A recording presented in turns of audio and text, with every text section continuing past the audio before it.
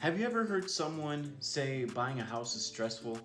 Okay, they start throwing around words like mortgage, escrow, appraisal, earnest money, closing costs, and suddenly it feels like you need a lawyer present to understand what in the world is going on.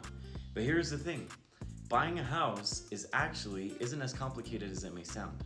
It's just that nobody explains it in a simple way. So today, I'm gonna be explaining to you guys how to buy a house like an 8-year-old would, okay?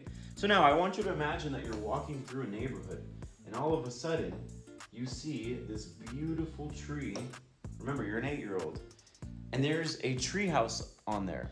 It's the coolest tree house that you've ever seen. It has a slide, it has a rope swing, it has a lookout tower, it has a little flag on top.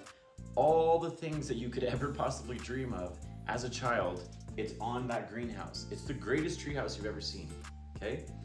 You look at your parents and you say, I want that tree house. All of a sudden, you have fallen in love with this tree house, okay? Well, congratulations. You have just now started the home buying process.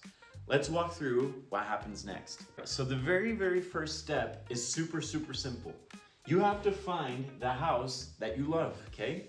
Just like you wouldn't buy the very first toy that you see at the store, it's the same thing applies when you're buying a house. You don't buy the first house that you look at, okay? You will probably be just like every other person. You'll look online, you'll probably drive through neighborhoods, you'll visit open houses, you'll compare different homes, and you will probably end up realizing after visiting one or two what you like in a house and what you don't like in a house, okay? Some houses might be a little bit too small, some might be expensive, some might need a lot of work, okay? But I want you to understand that you are simply shopping. That's all it is. You're shopping, but at a much bigger scale. Think about it as if you were looking to go and buy a brand new pair of shoes. It's the exact same way. You don't buy the very first pair that you see, okay? You try on different ones until you find the one that feels just right for you. Not for your aunt, not for your brother, not for your mother, not for your father, for you, the one that fits right for you. That's exactly what buying a house is like. So step one is finding the house. All right, so now going back to the treehouse analogy, imagine that treehouse, you actually find out that it costs $500, but you crack open your piggy bank and you realize you only have $37. Plain and simply, that's not enough. So who helps you buy that treehouse? In this case, 8-year-old you would need your parents, okay? In real life though, that's the bank. The bank is the one who's helping you buy that house. And honestly, the bank isn't buying the house for you. They're lending you the money so you can go buy it for yourself, okay? But before they lend you hundreds of thousands of dollars, they want to know something, okay?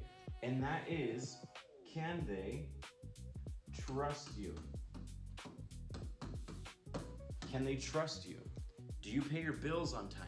Do you have a steady job? Do you make enough money every single month to be able to afford and pay back that mortgage?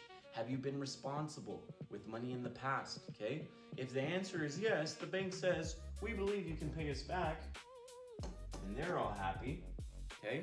Because they're gonna be able to help you buy that treehouse, okay?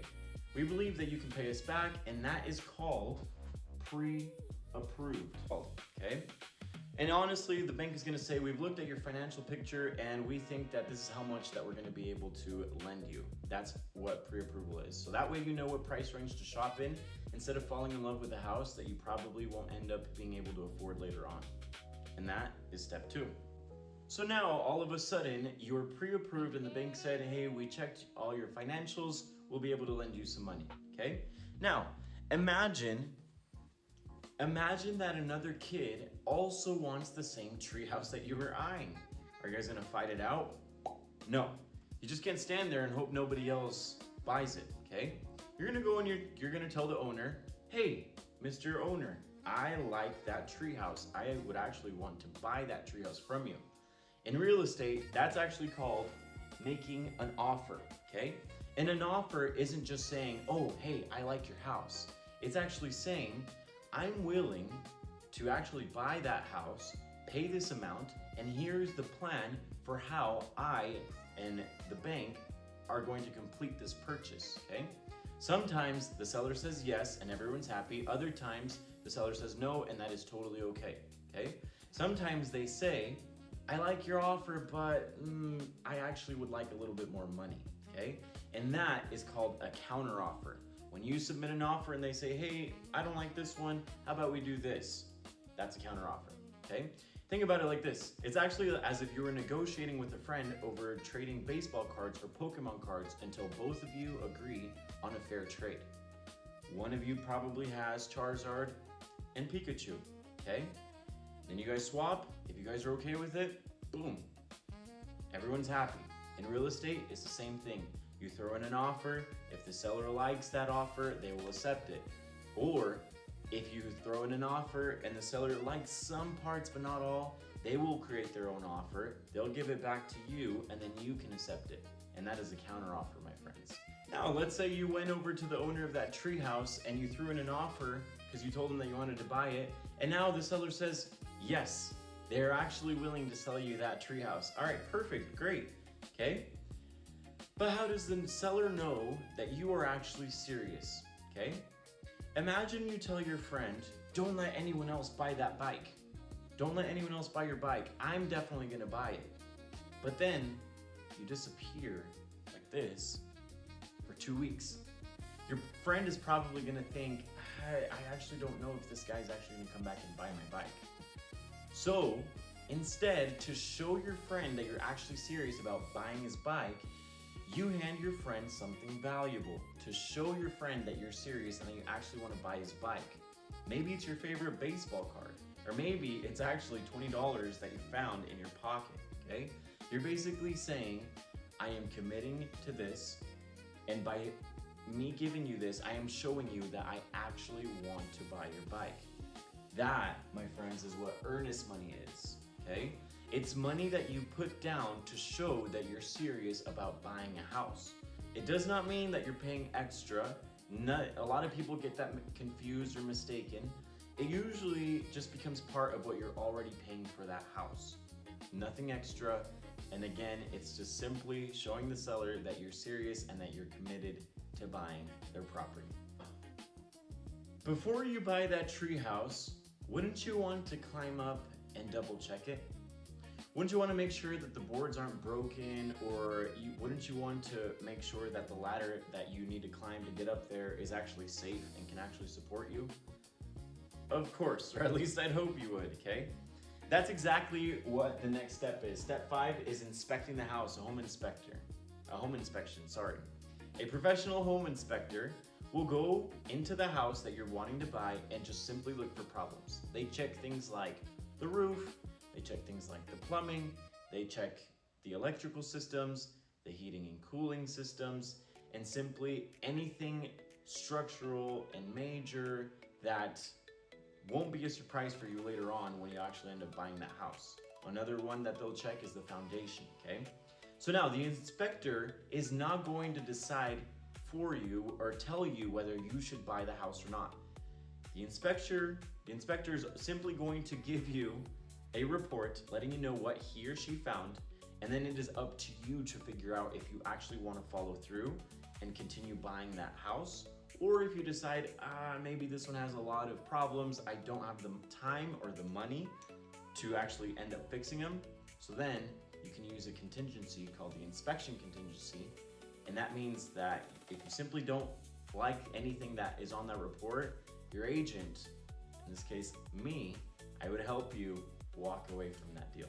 Now, after having the treehouse inspected, now imagine the seller wants $500 for that treehouse, but everyone else says, hey Caesar, treehouses like this one usually sell for about $400.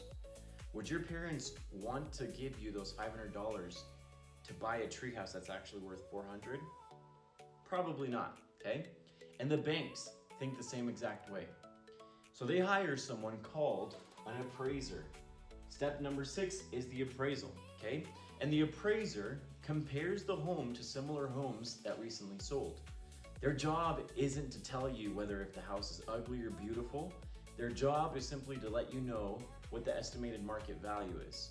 The bank wants to make sure that they're lending money based on what the home is reasonably worth, not an exaggerated amount and also not a discounted amount. Now, let's imagine that you and your friend are actually trading Pokemon cards again. Let's go back to that. You have Charizard and your buddy over here has Pikachu. Now, you don't want to hand over your card first because you're afraid if you hand him Charizard, he's probably going to run away with it, okay? So your friend feels the exact same way. He feels like if he gives you his card, you're probably going to take it away and run away.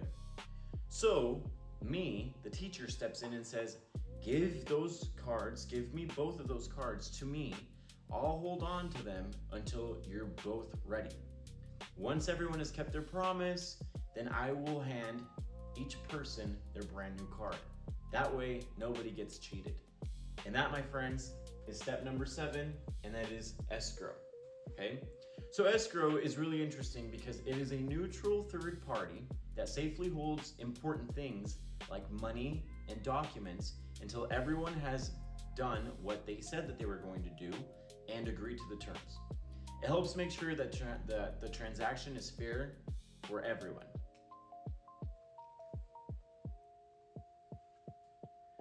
It helps make sure that the transaction is fair for everyone. That way, there is no winner and loser, there is no loser and winner, there is a winner, and the third party is just there to make sure that everything is running smoothly. The big day, closing day, finally, everything is finished. The bank approved the loan, the inspection is complete, the appraisal completely done, the paperwork is ready, and now imagine that your teacher hands you the keys to your very own treehouse. The seller is going to receive the money, you receive the house. That, my friends, is step number 8, closing day. And I even put a little smiley face on the bottom because it's the best day ever, okay? It's the official day when ownership changes hands, okay? It's exciting, but it's also the result of every step that came before it. It's the result of every step that came before it.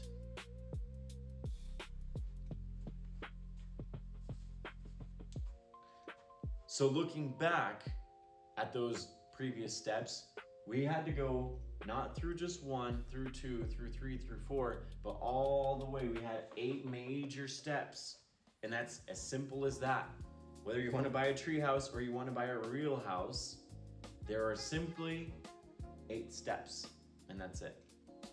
So now, let's look back at what we did, okay?